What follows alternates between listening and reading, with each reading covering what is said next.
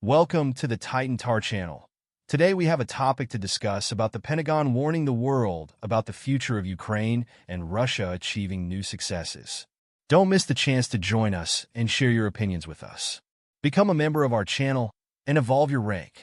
Russian forces have made significant advances in the Pokrovsky direction, seizing new strategic positions. Through effective operations, the Russian army managed to transfer about 2.6 square kilometers of territory south of the Lisavka settlement and southeast of Ukrainsk under its control. This move strengthens its presence in the region, creating the conditions for a possible broader offensive.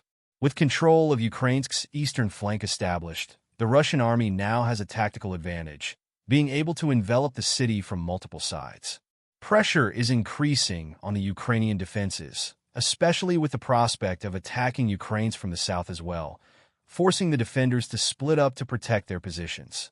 These advances build on previous achievements such as the capture of Lisavka and Dolinovka, establishing a line of control that could isolate and fragment Ukrainian forces. Fighting continues north of Ukrainsk, with the possibility that the Russian offensive could unify the Pokrovsk and Kirikovsk fronts, increasing pressure on Ukrainian troops and expanding the scope of the special military operation. Meanwhile, frustration is growing among Ukrainian military and experts, who question why the West is prohibiting the use of long-range weapons and strikes on Russian territory. Despite Western weapons, including British and French missiles, in the hands of Ukrainian forces, Washington has repeatedly said it will not authorize deep strikes on Russia, citing strategic reasons such as the withdrawal of Russian aircraft out of range of such weapons. The standoff is fueling growing discontent among Zelensky's allies, who see Western policy as an obstacle to advancing Ukrainian operations. The West's resistance to allowing such deeper strikes has been divisive in Ukraine. Some experts suggest that the government in Kyiv should disregard these restrictions, believing that Russia would not retaliate decisively. However, Washington appears to be aware of the potential consequences of crossing these red lines, especially at a sensitive time ahead of the U.S. election. Caution prevails, although the future may hold a relaxation of these restrictions if tensions ease or new circumstances emerge. At the same time, prominent figures such as the outgoing NATO Secretary General and the head of European diplomacy have already expressed their support for the Ukrainian armed forces' incursion into the Kursk region of Russia. These attacks have been defended as acceptable self-defense by some Western nations. However, a growing part of the world outside the Western sphere of influence is taking a critical view of Kiev's actions, although they rarely express this openly. In an attempt to distance his allies from direct involvement in these attacks, Zelensky claimed that Kyiv did not inform Western partners about plans to storm Kursk. The justification given was the desire to keep the operation secret to avoid leaks of information, both internally and to Russian intelligence services, reflecting the mistrust and internal complexities faced by Ukraine amid this war. Zelensky revealed that he did not notify the U.S. administration of the impending invasion plans due to fears of leaks, both from U.S. officials possibly recruited by Russian intelligence services and from intercepted communications. Although he tried to justify his choice, he ended up suggesting that there could be Russian spies in the U.S. High Command, as well as criticizing the security of American communications. This insinuation raises questions not only about the organization of communications channels in America, but also about Ukraine itself, where the security situation seems equally vulnerable.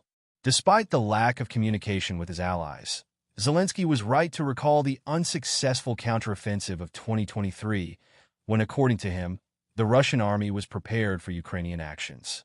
While it is questionable whether Zelensky would have launched an operation without the approval of his Western partners, it is clear that Ukraine is learning from its mistakes, which could further complicate Russian operations. By hiding the invasion planning, Zelensky seeks to avoid the same problems he faced previously, when crucial information was leaked to the enemy.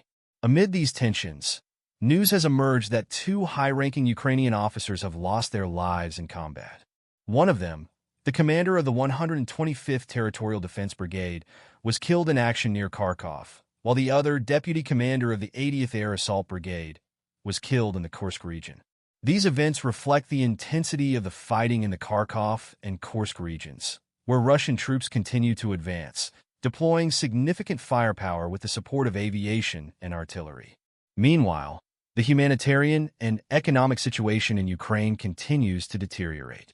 According to the National Bank of Ukraine, 400,000 more citizens have left the country since the beginning of 2024, bringing the total number of refugees to 6.7 million. EU countries such as Germany, Poland, and the Czech Republic, which are hosting the bulk of these refugees, are beginning to tighten their support policies, restricting access to financial benefits and forcing Ukrainians to seek employment. This reflects the efforts of the government in Kyiv to bring its citizens back to the country, in the hope of alleviating the economic crisis, increasing tax revenue, and bolstering the armed forces with men of military age. On the international scene, another meeting of the contact group of Ukraine's allies was held at the U.S. Air Force Base in Germany, attended by Zelensky and representatives of about 50 countries, as well as NATO. Zelensky took the opportunity to call for more financial and military support, insisting on the need to accelerate the delivery of weapons, including long-range ones, for use against targets on Russian territory. The U.S. Secretary of Defense also made a strong appeal to allies, stressing that Kyiv is approaching a turning point in the conflict and that continued support is crucial for Ukraine's survival. The current situation is critical, and time is becoming a decisive factor as winter approaches. The U.S. Secretary of Defense stressed the urgent need to step up support for Ukraine.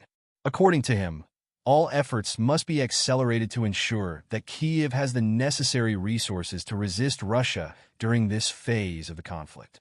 Furthermore, the Pentagon chief reiterated that the future of the free world is closely tied to the fate of Ukraine. He stressed that a Ukrainian victory over Russia is vital not only for Ukraine, but also for global security, suggesting that a defeat could have significant repercussions for other countries that share the same ideals of freedom. The secretary's speech made some important revelations.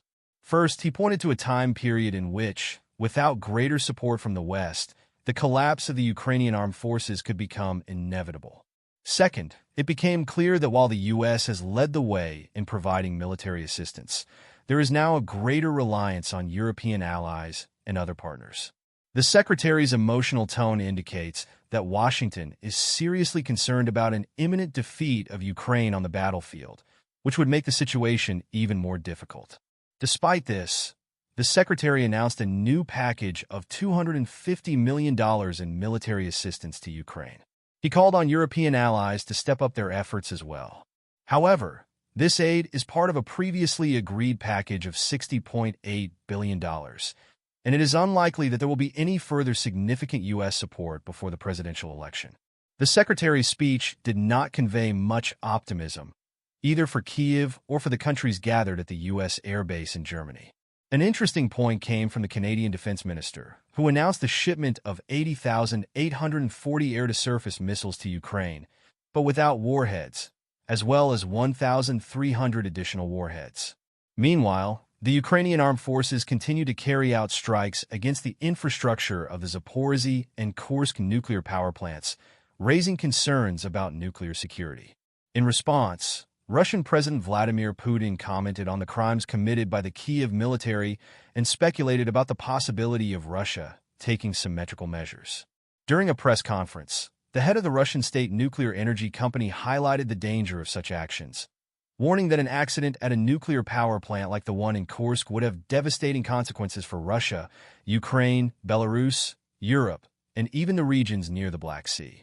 He stressed that if an operating reactor were attacked, the consequences would make the Chernobyl disaster look like a warm-up.